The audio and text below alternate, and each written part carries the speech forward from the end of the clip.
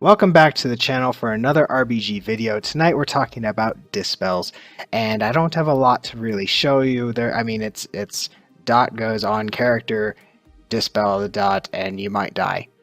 But we're going to talk about it in depth a lot more. I have a guest, so this video is going to be a little bit more podcasty. At the very end, I've got a few minutes of dueling footage just to emphasize stuff that we talked about. But other than that, it's just going to be a static image. So this will be kind of similar to like the Chats videos from Heel vs. Babyface, if you have ever followed him on YouTube. But if you've got anything to do around the house, or if you got mats to farm, or people to duel, or whatever, I'd encourage you to crank up the volume on this video, give us a listen, and check in at the end for some of that dueling footage, and I hope you enjoy it. Let me know what you think in the comments below. I've got a video here covering dispels and healing, and I have a guest to help me cover this. This is RyCP from the Sanctum podcast, and you want to introduce yourself, tell our viewers who you are and what you do? Sure. I main a Mistweaver Monk. I've made one since they dropped in Mist of Pandaria, so I've played one for going on 5 years now. And from Victor Sanctum, it's a podcast and a website blog / deal that we do. We cover PvP in Blizzard games, so Overwatch, Heroes of the Storm, Hearthstone, and World of Warcraft. I'm a big World of Warcraft fan, so I cover a lot more of the World of Warcraft game. I find the PvP a little bit more challenging than the others. You want to tell us about the Victor Sanctum podcast and what kind of content that covers? We cover, basically, it's usually around an hour and a half we try to go, or an hour. We've been trying to hit an hour recently, too. But we cover all the news and things like that, stories. Myself and my co-host, who is Aaron Andrews, Confiscate. We do this usually on a weekly basis. Occasionally, sometimes we'll skip out a week, but depends if time and or IRL prevents us from recording. We might be looking to try somebody out for a third guest, too, so there's a little scoop for you. It's a friend of mine who plays quite a bit of Overwatch. So she might be guesting here this coming week or the week after to see if it's something she might want to do. Sweet. But we do all kinds of fun stuff. We do battleground breakdowns, something we call for... You can use that really in all of everything except for Hearthstone, and it's kind of to break down the battleground for people who may not understand how the battlegrounds work, or to give them, ideas of how to play the battleground or play your class, things like that. All right, so this week I want to talk about dot protection and when to dispel and when not to dispel. So first off, you want to give us sort of a conceptual overview of what is dot protection and why it's in the game? Well, dot protection is usually, the only time you're going to see it is with a Shadow Priest or with a Warlock. And what it is basically it's something that you put onto a target, an enemy, and what it does is prevent that from being removed, dispelled. And it has a consequence if you do remove it. So Vampiric Touch for Shadow Priests, if that's dispelled, the dispeller flees in horror for, I think, 3 seconds it's a fear. And then you've got Unstable Affliction for Warlocks, and Unstable Affliction, if it's dispelled, it deals quite a bit of damage, 96.6% of spell power, and that's damage basically to the dispeller. So it's not necessarily to the person that it was on, it's actually to the person whom dispels it. And it also silences that person, healer, DPS, whomever dispelled it for 4 seconds as well. And that's a bigger cost because it takes actual soul shards or resources for locks to put that on target, versus Vampiric Touch, I think, can just be spammed. The other thing is that Vampiric Touch has a ridiculously long uptime. I think it's like 20 seconds, whereas UA I can spec for an additional 3 seconds, but for the standard UA is like 7 total seconds. And there are ways for me to extend that, which we'll talk about later, but it changes from patch to patch. So the whole point of these being in the game, I think, I read somewhere, is not to deter healers from dispelling at all, but to make a cost to that dispel. If you're able to willy-nilly dispel everything all the time, then it kind of makes it a lot easier to heal. I don't know if that's entirely true. I wouldn't say it kind of, I would say it does. It does make it a lot easier for team comps to put them together, because then if you had the ability to just dispel everything, can you imagine the Mongoloid comps? Oh yeah. Well, it would basically nullify the whole point of having an Affliction lock, an spriest, a Boomy to an extent. A lot of your dot and magic and even poison, assassination rogues too, because that's all the poisons are dispellable as well. So if you're able to dispel consistently, then certain classes get their damage output nerfed by a lot. It's a mitigation. So that's kind of its point, or the whole purpose in PvP in general. Now, how dots change, or how dots operate, and how dispels operate changes from time to time, and you see this reflected in the meta. Would you agree? I would. I would say it also reflects in the type of content you're playing as well. So 1v1, 2v2, 3v3, 10v10, battlegrounds, 40v40, whatever it is. There's different standards, I guess you could say, for each one that you play. It's going to have a different type of effect. Say if you're in threes and you're going up against semi-god comp, where it's, a healer, a warlock, and a priest. Not necessarily a god comp, but it's, it's a rock comp, I guess you want to call that. And one of your people has got both Unstable Affliction as well as the Vampiric Touch on him, and you want to dispel that. In that circumstance, they can CC another person with your 4-second silence and your 3-second fear. They probably can burst down somebody, even though you just cleanse them. I mean, it would have to be really well timed, and it would have to be pretty far into the healing debuff that you get, so they couldn't recover. But that's usually how you win with a rock comp anyways. You just outlast them, and then you can't basically heal the damage that's being done. Right, and that's not the only penalty, like we talked about with dispelling, that you're also, in the case of UA, which is stackable up to 5 stacks currently, the dispeller is taking a boatload of damage, to the extent that sometimes, because of the way patches are set up, or class balancing, sometimes doing a dispel means suicide. It does. And when you're in circumstances to where you're like in a battleground or something like that, if you're in voice chat, say you're doing raided battlegrounds, so you got 10 people in a voice chat, the best thing to do that we've always found, at least in high play that I've done or I've seen, is, especially with a monk, because we have uplift, it basically removes every dot on any target in 40 yards, or the majority of dots. And all that damage comes back to me, and it would close to one-shot me back in End of Mists, beginning in Draenor. I didn't play a whole lot, but I do remember in the beginning of Draenor, it definitely hurt quite a bit. But if you're able to have another healer who can get that off of you, so you can mass cleanse everyone, or like a priest, to be able to remove everything off, and then they can instantly dispel my fear and my silence. Or it wouldn't dispel my silence, but it'll dispel my fear, so I'm able to at least try to get away, and I'm not running in a circle.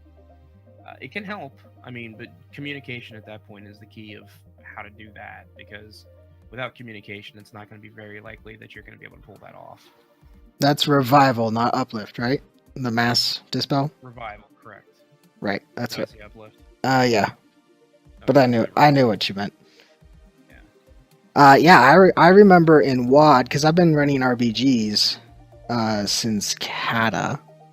And I remember in WoD, that's when I seriously swapped to playing an Affliction lock. Up until then, I was bouncing around between Rogue and a bunch of other things. Because during WoD, that was sort of the meta, was a rock comp, at least during certain portions of it. You would have Friggin' Shadow Priests were gods back then. yeah, you would have Shadow Priests, and you would have locks for the dot protection. And if you had a team with like a Boomy or something that was very dot heavy in their damage, but no dot protection, healers would just rule the day. They would dispel everything, and it would be great for them, but you wouldn't be killing anything. So dot protection was a big thing that people are always looking for in teams. Another reason why Shadow Priests would be brought in was that they could also dispel, and just managing your dispels, especially at those higher ratings. At the time, Alliance was very predominant, with how many people were PvPing versus Horde. And I was on Horde, but I remember even just as soon as you got into that 1800 bracket and higher, at least on Horde, I think on Alliance it was a little bit higher, because that's kind of, more people, more opportunity to get higher ratings.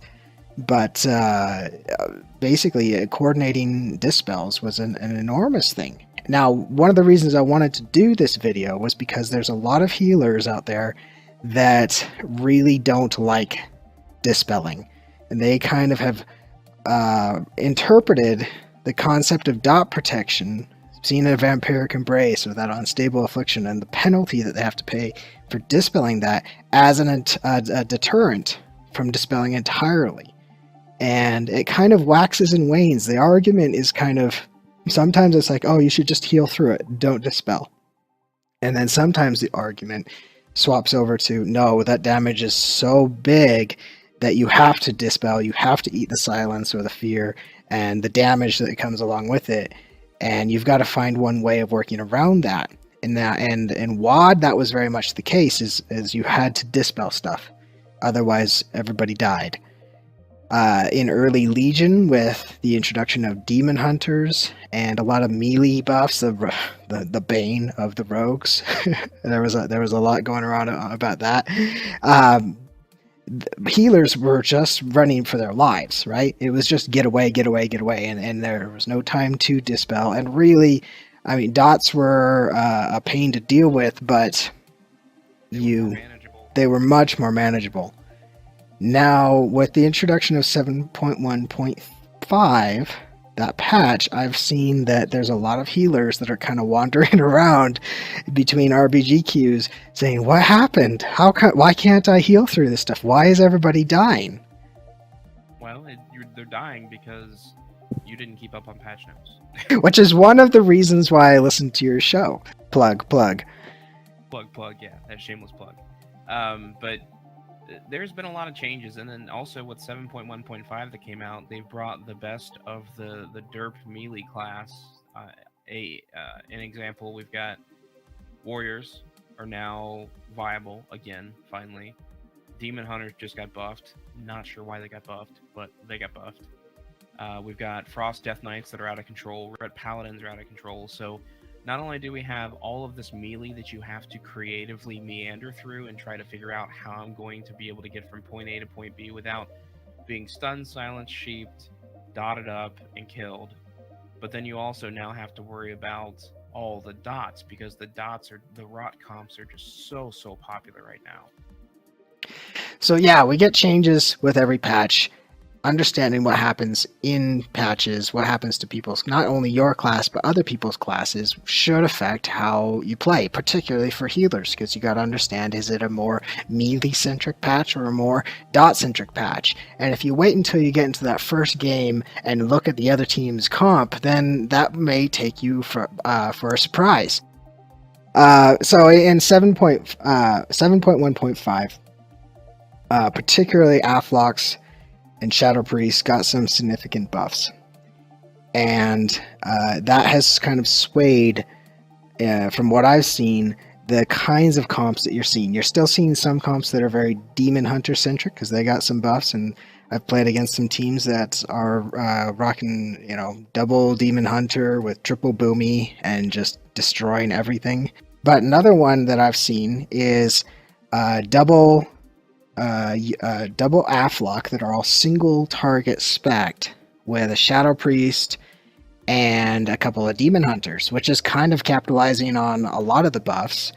And I know one night, a group that I was running with went against a team that was going with that comp, and they destroyed us 2 games in a row. We got them twice in RBGs, and this was at a 1700, 1800-ish MMR, and they just absolutely destroyed us. But all it was is that we had, and I was on my Affliction lock at the time, but we had 2 Mistweavers who were used to dealing with melee. And we had a Resto Druid who was topping damage charts or topping healing charts and thinking the world of himself. But honestly, he had plenty to heal. And Resto Druids, I mean, they can dispel, but they're nothing compared to a Mistweaver. And the Mistweavers just weren't expecting to have to dispel as much. What happened is that with 2 Affliction locks, they were able to stack 10 total stacks on one target, unstable Affliction, and then the Shadow Priest could protect it additionally with his dots, and any healer caught dispelling that was instant suicide. Any healer not dispelling that meant it was death to whoever that target was. And so basically it was just a matter of how long it took the Afflocks to stack up that many shards. And in a full-on team fight, like at Waterworks in Battle for Gilneas, you get shards pretty quickly. If you've got, your Corruption and Agony and all your other dots kind of rolling everywhere else, they had plenty of resources to do that, and they were very good about coordinating which was the rot target, and they just destroyed us systematically. It wasn't a full-on burst. Nobody was being destroyed in a global cooldown. It was actually really kind of pitiful, because you'd watch these guys streams, and you'd see up in their debuff bar just this line going across the screen of debuffs, of dots, and ticking away, and there's nothing anybody can do about it. Because if you dispel all that, suicide. If you dispel it on yourself, insta-death. And if you do nothing about it, you're dead anyway. You can't outrun the dots either.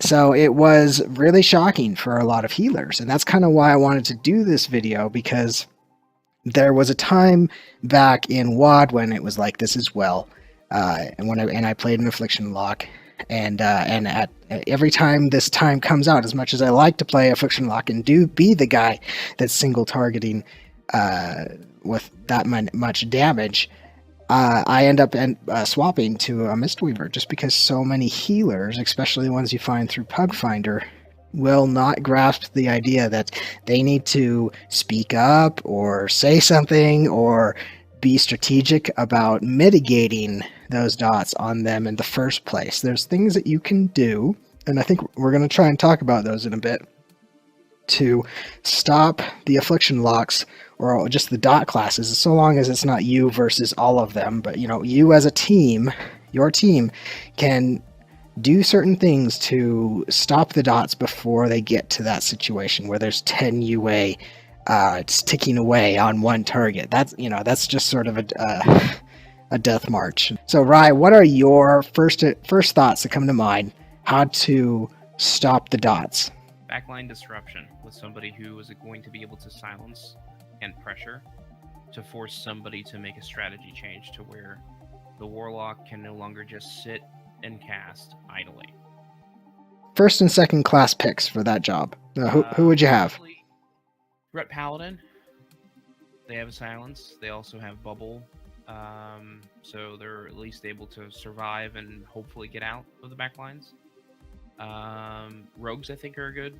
I would probably choose a rogue or that, and I guess between a rogue or a demon hunter now, because demon hunters are pretty impervious to some spell damage too. Mm-hmm. I was gonna say demon hunter myself, but I'll go with the rogue or the ret as great choices as well. And basically, you want them sitting on the locks. You want them sitting on people who are causing the problem. So if it seems to be more of a warlock problem, have them sit on the warlock. If it seems to be more of a problem with the priest, have them sit on the priest. Okay. And then you can use your CC.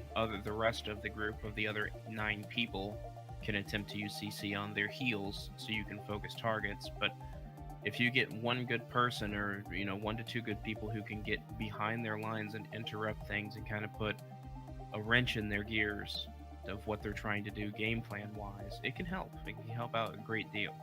Now I'm hearing across the internet Ret Paladins, Rogues, and Demon Hunters saying, but I wanted to kill the healers. Well, we would like you to kill the healers, but you have to problem solve what's the most important thing at this time. And if it's a complete rot comp, say they've got 2 Boomies, 2 Affliction, and a Shadow Priest, then majority of the time, the healers aren't going to be doing too much to heal, except for the people who are melee in your face trying to distract you so everyone can dot everything up. Right. I think it's important to know what your own team's comp is as well, because, I mean, if you're running a rot comp yourself and you're one of 2 melee, then the melee is not the way that your team is planning to kill stuff. It's going to be with magic damage. You're going to have one melee there for the execute, or the slow, or whatever that keeps that target stable and in range of your casters. And then your other one should be, peeling and running through the back line to keep your healers up, because it is a matter of your healers being alive versus theirs.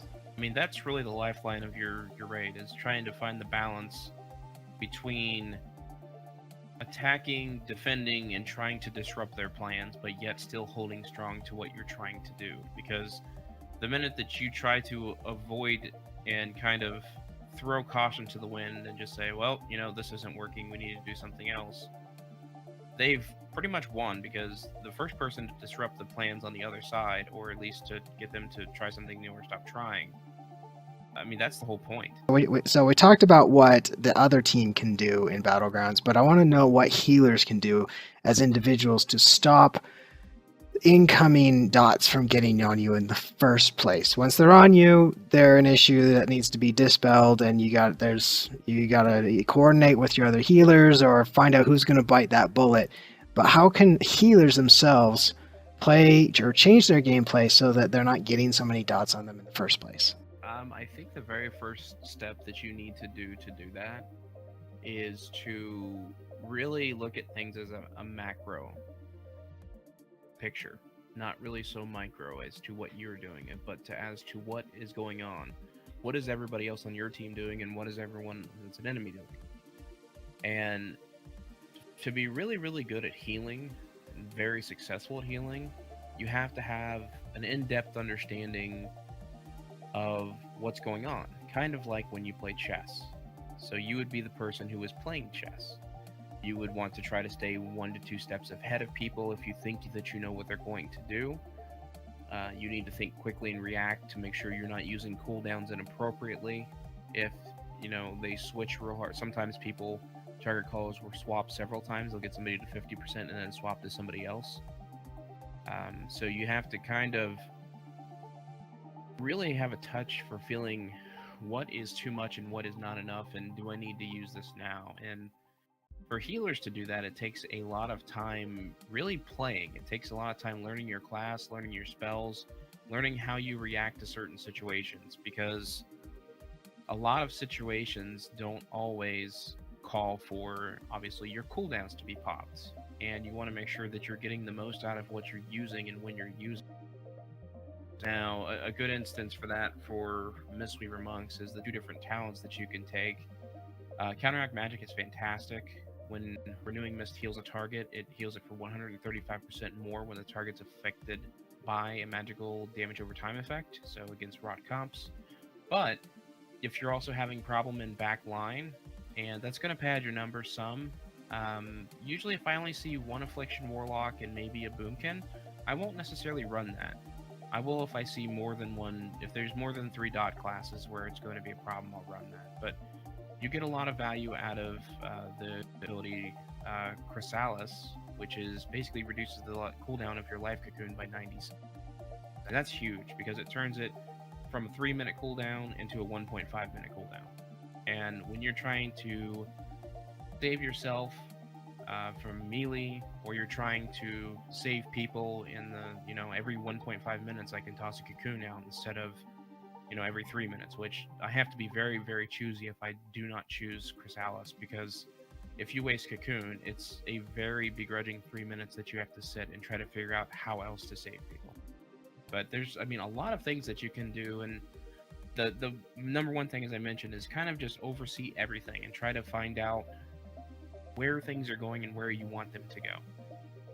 Another way that you can help out is you can help CC. You can help peel for other healers that are being pushed on, I guess you could say, in your back line. And that helps. Sometimes it helps them from preventing using cooldowns, and you can get them away and kind of, you know, throw their attempt in the trash to where it didn't work as they were trying. You can also be a lot more vocal too, to where, and you've heard me do this sometimes when we play raid battle. I'm watching every health bar that's in, regardless if I'm sitting a base defending. I'm watching every area. I'm watching what's going on, and I make calls when I see something happening. So if I know one person's sitting a base alone and they get into combat and I don't hear anything about, well, FRR is under attack or somebody's trying to get the flag, I will say, you know, somebody FRR we need backup. And it's just trying to be proactive as the person, as if you don't have a lot on your plate already, to where you're trying to keep the entire raid up, or you're trying to keep certain people up that are shot calling or strategy calling or things like that. It's the little extra to where once you get comfortable with doing everything and everything is kind of second nature to you. I mean, that doesn't mean that all you do is show up and heal. There's sometimes where I don't talk a lot, but I mean, I still make communication where communication's needed. And a lot of people may not understand that, especially as a healer. You think, oh, well, all I'm here to do is heal. And if they tell me to do something, I'll just say, okay, and then be done with it. But I mean, I feel like healers in a battleground are just as important and should be equally of level as the person who is making strategy, because you may be seeing other things that the other people aren't looking at, because you're paying attention to health bars, you're paying attention to who's buffed, who's debuffed, everything like that. And if there's a problem, they're not going to know that there's a problem, that you have a ret in the back line, or that those two warlocks are absolutely free casting all over your healers and just it's rotting them to death. You have to say something about it. That makes a lot of sense. I've always felt like I've got a bit of a leg up when I'm playing a healer, because I strat call. I'm used to looking at the map so much, and so I'm able to notice those things as a healer.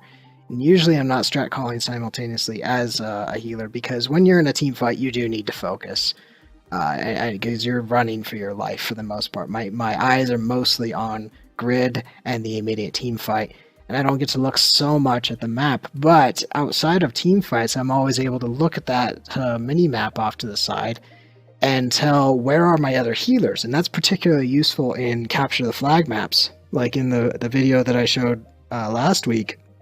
It's helpful to know who's closest to the flag, does he have healers with him, and can I go off to raid heal and be more used there, or do I need to run to the flag carrier as quickly as possible?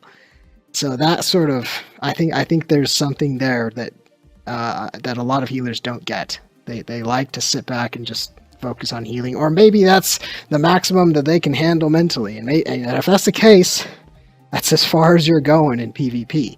You're being satisfied for sitting back and making health bars go from left to right and nothing else is kind of limiting yourself in terms of gameplay.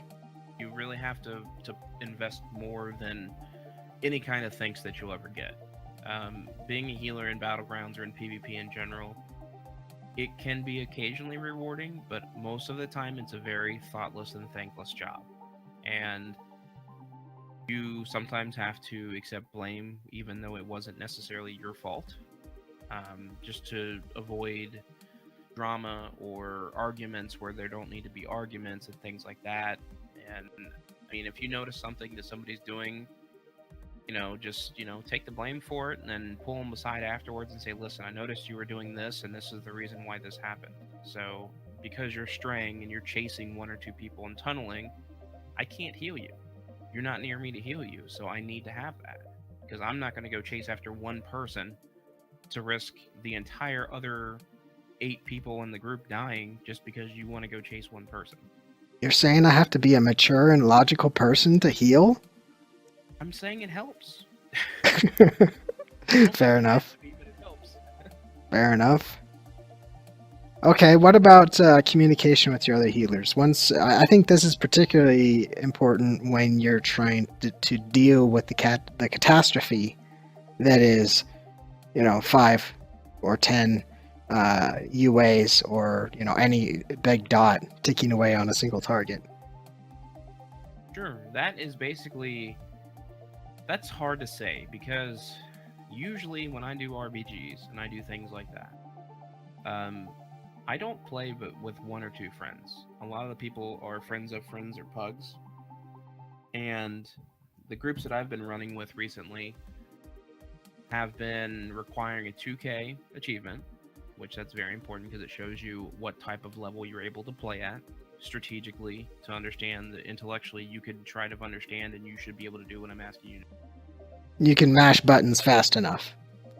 Exactly. Or you can make good calls at certain times. So I mean you're a pretty good player if you make it to 2K. But forgot where was I at?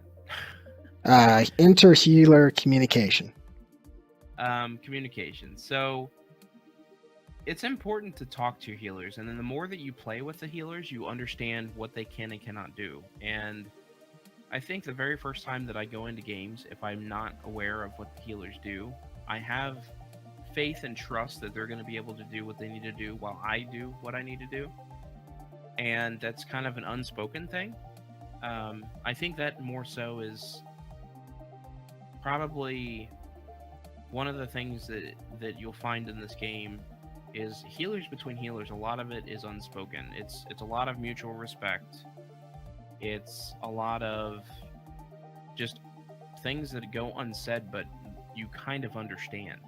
And that comes from healing, at least for me. I've healed for 11 years game. Resto Druid for 8, and then since I've been on a monk. So with communication, I think once you play enough with people, 1 or 2 games, then you can get a feel for who likes to do what and what they do best. And I'm flexible enough to where, I can go with a flag carrier, unless there's somebody who's going to be obviously a better fit for a healer to go with a flag carrier, and I can raid heal. I can also do other things as well. Like when you assist a flag carrier running across the field, it's not just following him and making sure he gets from point A to point B. It's also making sure that you're trying to make that as easy as possible by using CC, by slowing people down, things that you can do that are utility to help you try to get, a flag cap or whatever the goal may be if it's cart running in Deep Wind Forge. But for the most part, healers communicate fairly well. It's a lot of talking about if you're people, I look at mana bars, and I always tell people if somebody's low on mana, if you need to go get mana out, I've got cooldowns, that's fine. Good to do. That's a very good thing to do, is to make sure you're paying attention not to just health bars, but also to mana bars as well. If, the healers, obviously we talked about communicating the dispels. If that's the case, then you need to be communicating well. I'm getting ready to use my revival, so when I use my revival, I'm going to need dispelled. Then count it down: 3, 2, 1. Using it, great. I'm dispelled. I'm not feared, but I'm silenced. So you guys can pick that up. Also communicating who's going where. Usually, the person who's strat calling will label someone who is going to be peeling for a cart or for a flag carrier to go with a flag carrier, and that's always respected unless for some reason that healer is dead, and even though you're supposed to raid heal, it's more important to try to escort a flag back, because the person who rezzed, you can lose a team fight in the middle, but if you have the flag, you're going to be okay. If you lose the flag, then that's not good. So it's a lot of communication, trying to figure out where A is, where B is going, and C where you would be. And if you need to try to temporarily pick up the slack of somebody else who died, or who is CC'd, or is slow, things like that. And the dispelling, when you talk about it, it's not only with, obviously what we're talking majorly here is with the warlocks and shadow priests, but it also comes along with roots, when you can dispel people who, are trying to get away out of roots or out of the Frost Death Knight slow, or anything else that's dispellable that either can root you or slow you down. And it helps greatly. And the more that you're able to hone your skills to be able to recognize things and put things in an order of what you feel is most important to do at that time.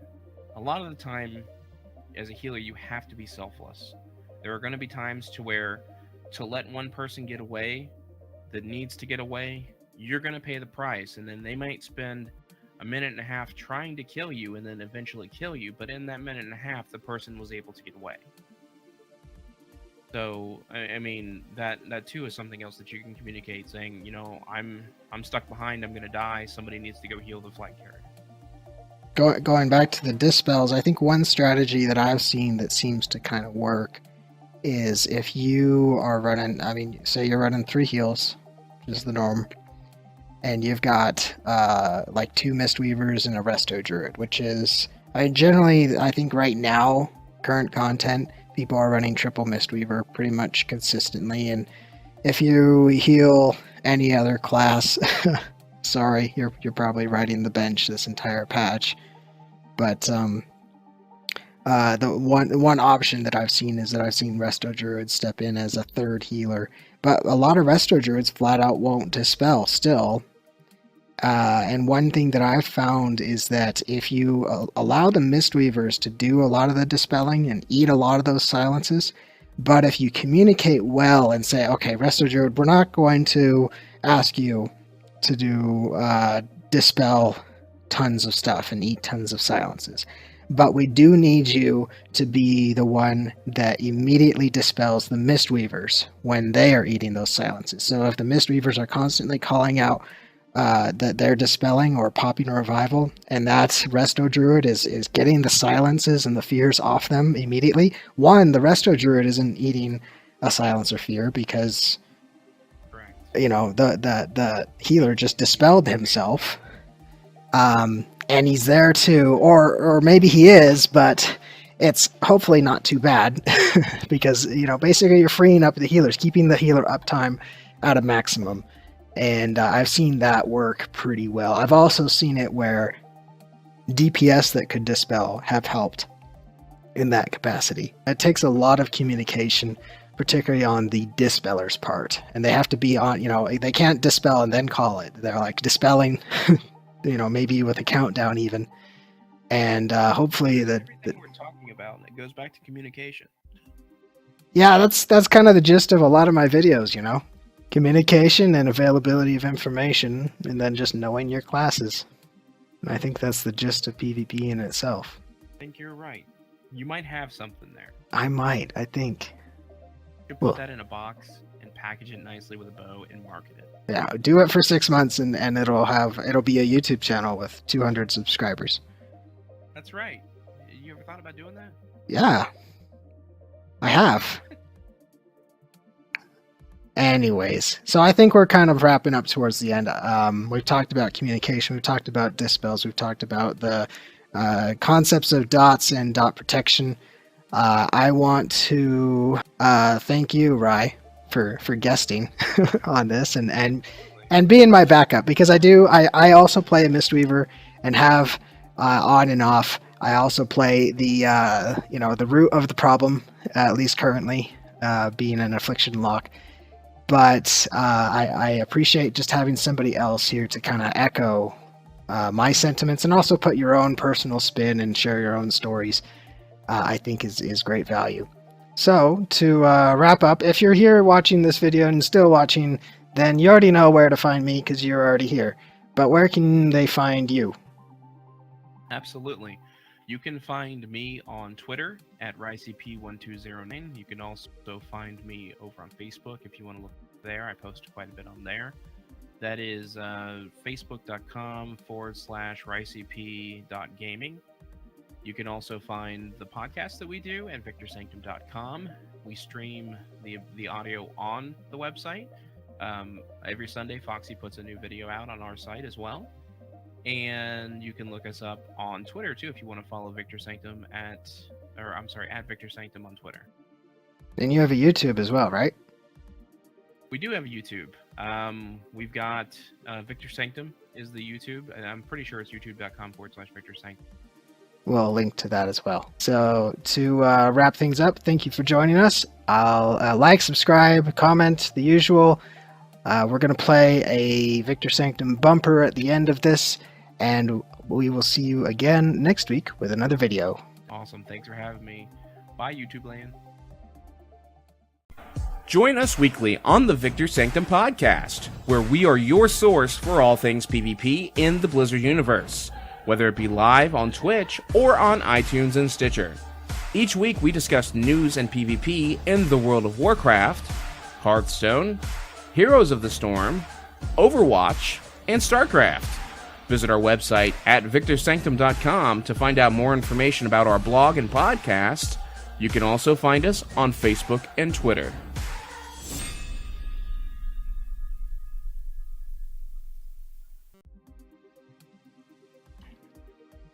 You ready for this? Yep. So I'm no dispelling, but I'm gonna try and kill you. You see if you can out heal me. Paralysis. 1, 2, 3. Okay, that's 3 UAs for you. I haven't even finished. Countered. Leg sweep. Dead. Okay, that was 3 UAs, and my agony wasn't even stacked yet.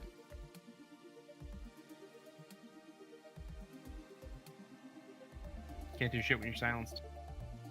Okay, let's try. I won't use any. No. It's perfectly fair. No, The I- silence was a very good time to silence because I couldn't do anything with everything ticking. No, but I want to do this now without any CC. Because I do want to see. I did silence you there. I want to see if you can. But if left to free cast the entire time, if you can even, and you can CC me if you want. Try and stop me. Paralysis. Okay, you got 2 UAs on you so far. There's 3. Oh, 1 dropped.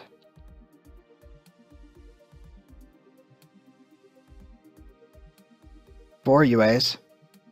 Keeping them all up. I haven't even hit the burst button yet. Here's 5 UAs. They're all ticking. Cocoon. Oh, some are falling down. Nice. Okay, Bubble saved you. I need to build up some shards now. And so in RBGs, I've got shards pretty much all day long because I just keep corruption up.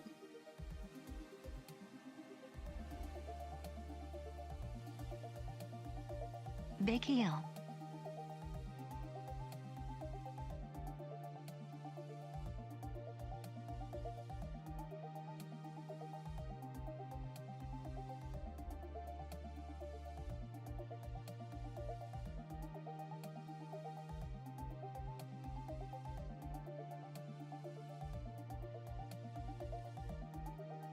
Alright, you ready for another burst? Yep.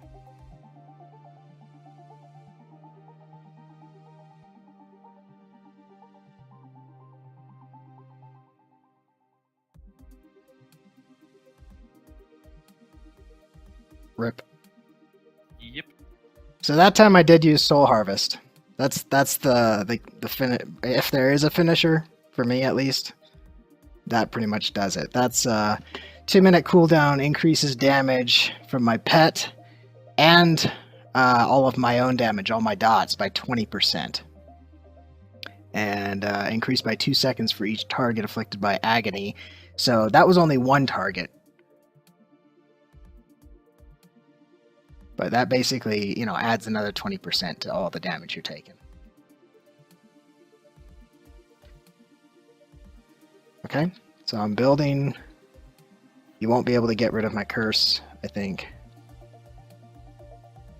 And I still won't CC you. But go ahead and dispel at will.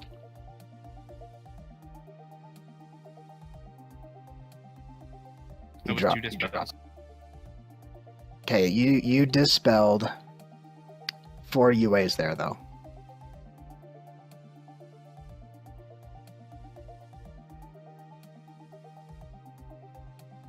Was that on cooldown, or was it just That not was on cooldown. I was using it on cooldown. Okay. So even then...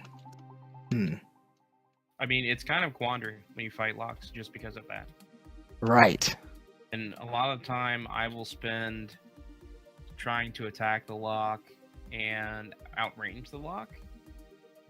CC to try to buy time, and then when I'm ready to dispel, I will dispel. And usually I try to do a big chunk at a time, so if I'm going to get hit, it's not going to hit me like horribly over the next 10 seconds or so. Okay. So really, you pretty much have to range or CC me in order to slow my ability to get UAs off on you. Correct. Paralysis. Okay, I'd say that was a little early because I hadn't put any UAs on you. I'm out of range. It comes off cooldown in 15 seconds, so it's not a big deal. The ranging is working a little bit here because I do have to chase a little bit. Sweep. Okay, you got 1 UA on you. Now it's gone. I need to get closer.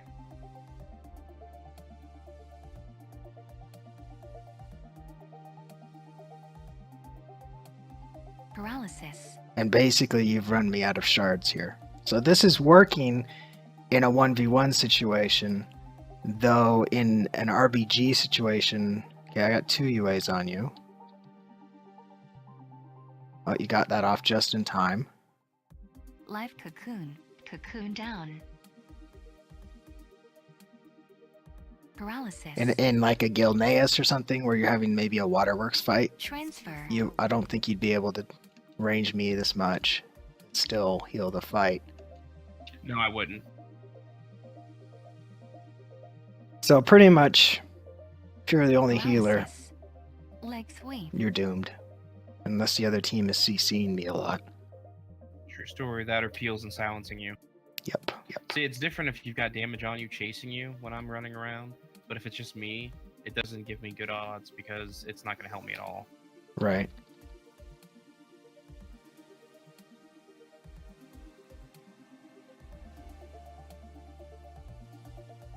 I just popped Soul Harvest on you there.